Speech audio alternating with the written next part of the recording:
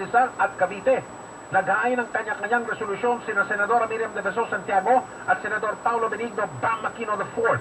Gusto ng dalawang senador na magsagawa ng pag-aaral para malaman kung mayroong sapat na kakayahan ng gobyerno at mga lokal na pamahalaan na tumugon sa malaking kalamidad tulad ng posibleng pagtama ng 7.2 magnitude na lindol.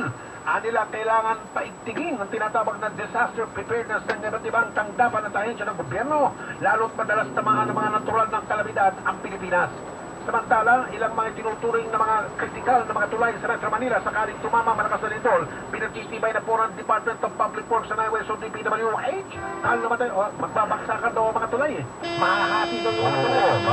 Wala yung tulay. Hoy, dahil naman tayo.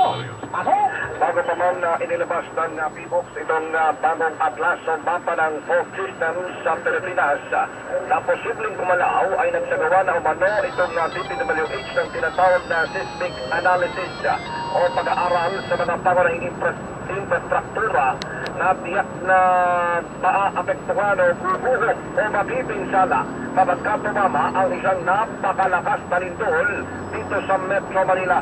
Pinarami ni Secretary Rogelio Sison, ilan sa mga pangunahing tulay na itinuturing na nasa critical na antas o hindi ligtas sa lindol, itong Ayala Bridge sa Maynila, Guadalupe Bridge sa Makati at Lampingan Bridge na nasa boundary o hangganan